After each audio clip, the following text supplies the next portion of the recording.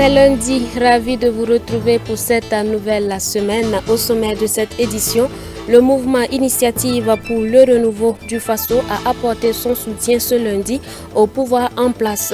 Un soutien accompagné de plusieurs recommandations afin de sortir le Burkina Faso dans le gouffre dans lequel il est et redonner une nouvelle image du pays à la diaspora. Mesdames, Mesdemoiselles, Messieurs, bonsoir. Merci de vous informer sur Canal Vimkwega. Sans transition aucune, prise du pouvoir par le mouvement patriotique pour la sauvegarde et la restauration, le mouvement Initiative pour le renouveau du Faso a apporté son soutien au pouvoir en place ce lundi. Un soutien accompagné de plusieurs recommandations afin de sortir le Burkina Faso du gouffre dans lequel il se trouve et redonner une nouvelle image du pays à la diaspora. Plus de détails avec Moïse Kinda, Antoinette Bino. Depuis la prise de pouvoir par le mouvement patriotique pour la sauvegarde et la restauration MPSR, le soutien pleuve de partout. C'est au tour du mouvement Initiative pour le renouveau du Faso IREFA d'apporter son soutien au pouvoir actuel avec 5 recommandations précises à l'appui. Nous avons justement des recommandations formulées en 5 R, que nous avons appelées 5 R. Et ces recommandations-là, premièrement, nous disons que nous voulons que le MPSR puisse, dans sa ligne de mire, privilégier impérativement la restauration et la réinstallation, le rétablissement de l'intégrité du territoire. Voilà, nous voulons qu'il privilégie le rétablissement de l'intégrité du territoire. Deuxièmement, nous voulons la réinstallation des populations dans leur village d'origine. Troisièmement, nous voulons qu'ils puissent restaurer l'autorité de l'État et assurer la présence de l'État partout sur le territoire national. Quatrièmement, nous voulons qu'ils puissent relancer la dynamique de développement économique et social à travers une approche endogène structurée. Nous voulons, cinquièmement, qu'ils puissent redorer l'image de notre pays qui a été écornée, sa dignité écornée, en sorte que ce soit nos officiers, que ce soit les Burkinabés de la diaspora, n'arrivent pas à lever les têtes. Nous voulons qu'au détour de 6 mois, maximum 1 année, que les gens soient fiers des Burkinabés et qu'on chante le nom des Burkinabés à travers le monde. Pour avoir la victoire face aux forces du mal, ici nommé le terrorisme, seule l'unité doit être primée, indique le mouvement. C'est en cela que la population burkinabé est appelée à regarder à la nation. Les recommandations que nous avons à l'endroit des populations, c'est que nous voulons que les partis, les hommes politiques, les autorités coutumières et religieuses, que chacun dans sa base puisse sensibiliser, organiser les populations à pouvoir être dans l'alerte maximum en tandem avec les forces de défense et de sécurité. Je veux dire en bonne intelligence avec les forces de défense et de sécurité pour que cette guerre contre le terrorisme là, ce soit déjà une victoire parce qu'on ne peut rien faire sans l'unité. Si nous restons à l'arrière et que nous n'allons pas dans la cohésion, c'est nous-mêmes qui nous faisons du mal. À l'endroit du MPSR, le mouvement Initiative pour le renouveau du Faso souhaite qu'il y ait une symbiose entre la population et les dirigeants actuels pour des résultats concrets. Par conséquent, le pouvoir en place doit refuser de se soumettre aux injonctions des Occidentaux, mais travailler à atteindre l'objectif qu'il s'est fixé. Nous parlons charité dans cette édition. L'Union pour la Renaissance, mouvement patriotique sankariste UNIPS, offre un chèque de plus de 6 millions de francs CFA aux personnes déplacées internes, également des dons en nature et de sang. Des dons qui résultent de la campagne de collecte des dons lancée depuis le 13 décembre dernier. Plus de détails avec Gideon Tapsoba, Odette Zongena. 12 tonnes de 50 kg de riz, 9 sacs et demi de maïs et de sorgho, 151 sacs d'habillement, 10 sacs de chaussures, 50 cartons de savon. Ce sont là entre autres les fruits en nature de la campagne nationale de collecte des dons qui s'est déroulée du 15 décembre 2021 au 15 janvier 2022 à l'initiative de l'Union pour la Renaissance, mouvement patriotique sankariste uni MPS au profit des personnes déplacées internes. Et pour Maître Benouende Sankara, président du dit parti, ces dons démontrent encore une fois de plus l'amour que chaque Burkinabé a pour sa patrie. En un mois, la moisson a été, en ce qui nous concerne, très bonne. Parce que cela explique aisément la fibre patriotique qui vit en chaque Burkinabé.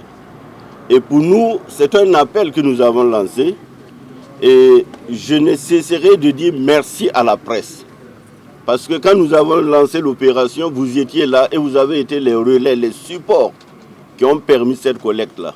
La moisson a été très bonne. Le président de l'Uni MPS fait bien de le spécifier ainsi, car outre les dons en nature, le parti a récolté en espèces plus de 6 millions de francs CFA et collecté 892 poches de sang au profit des blessés.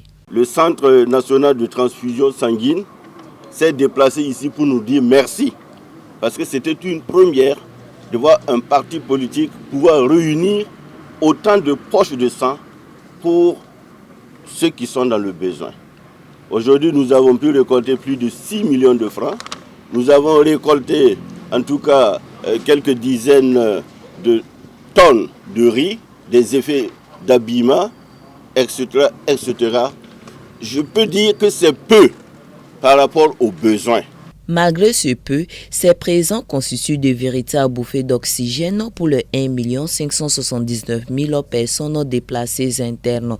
Le ministère salue par conséquent ces dons à sa juste valeur qui seront par la suite repartis dans les différentes régions. Il peut y avoir une initiative qui va dans le sens de l'amélioration des conditions de vie des personnes déplacées internes dans notre pays est vraiment salutaire. Le ministère apprécie véritablement cette action de l'Union MPS et nous souhaitons véritablement que cette initiative soit reproduite afin que nous puissions en tout cas travailler à faire en sorte que les personnes déplacées internes vivent dignement.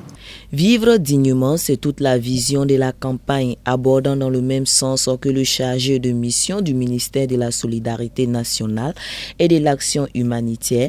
Maître Sankara estime que de telles actions devaient être rébellotées.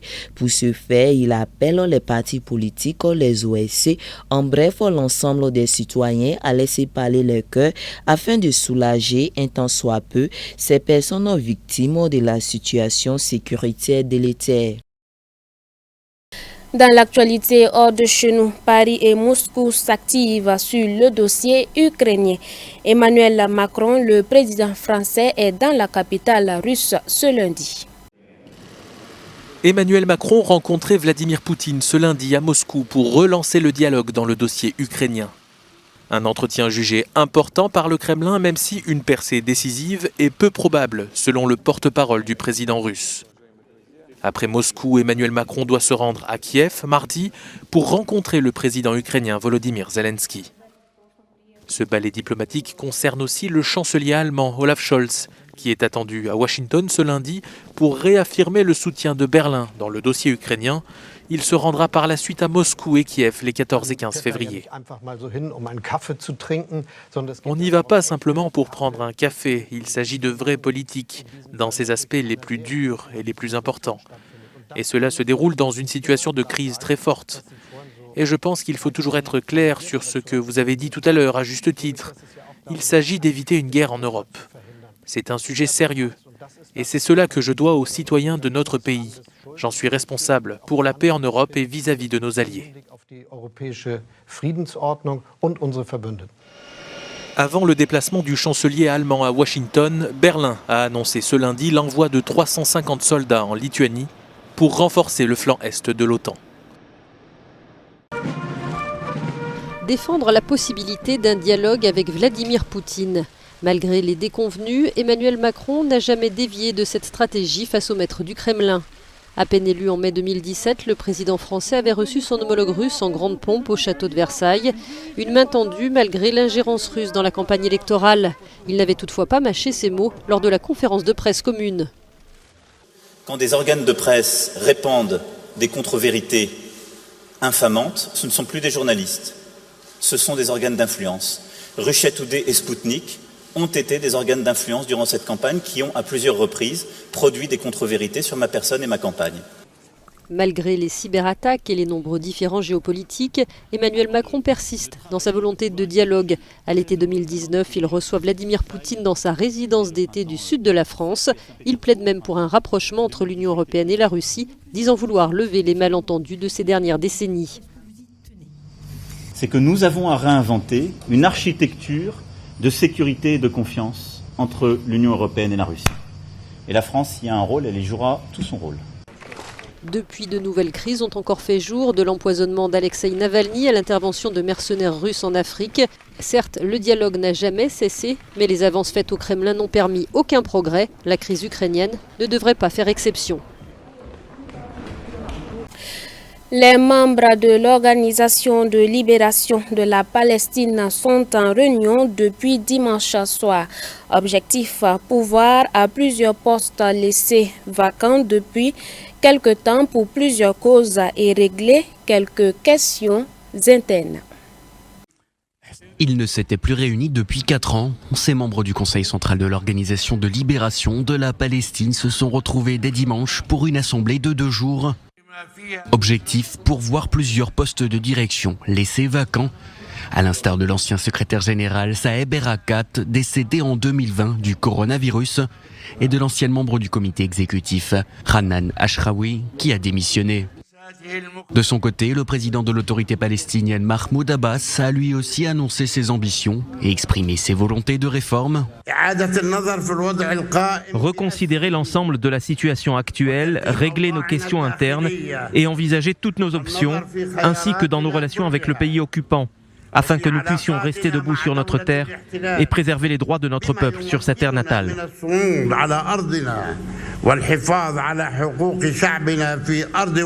Il a également profité de l'occasion pour tacler les autorités israéliennes.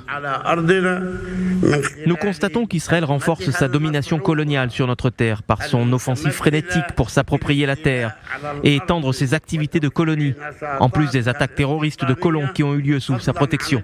À 87 ans, son autorité est plus que jamais contestée, notamment par le Hamas et le djihad islamique. Ces mouvements terroristes ont été invités à Ramallah, mais aucun n'a fait le déplacement. Ces militants se sont retrouvés dans les rues gazaouis. Ils appellent à des pourparlers visant à organiser des élections.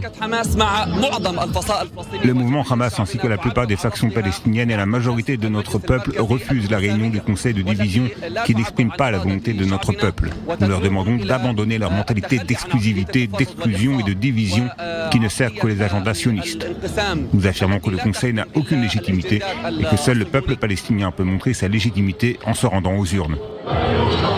Une légitimité de Mahmoud Abbas de plus en plus décriée. Sur certaines pancartes, les manifestants appellent même à sa démission. Toujours hors de chez nous, guerre commerciale, le Bélarus interdit à partir de ce lundi le passage sur son territoire de produits pétroliers et chimiques en provenance de Lituanie. Regardez. La guerre commerciale entre Minsk et Vilnius se poursuit. Le Bélarus s'interdit à partir de ce lundi le passage sur son territoire de produits pétroliers et chimiques en provenance de la Lituanie.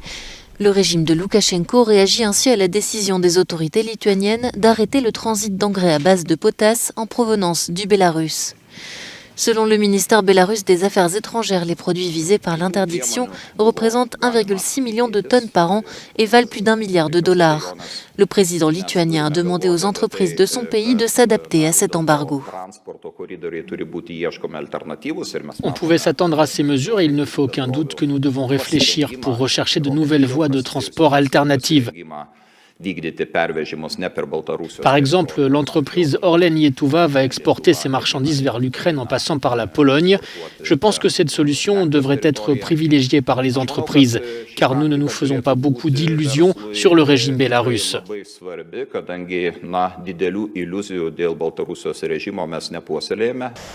La décision lituanienne d'arrêter le transit d'engrais bélarusses porte un nouveau coup dur à l'économie de Minsk, fragilisée par les sanctions européennes. L'une des plus grandes entreprises d'engrais au monde, Belaruskali, utilisait le port lituanien de Klaipėda pour acheminer près de 90% de ses exportations de potasse. Le Bélarus est le deuxième exportateur mondial d'engrais à base de potasse, derrière le Canada, avec des ventes qui représentaient 2,8 milliards de dollars en 2018.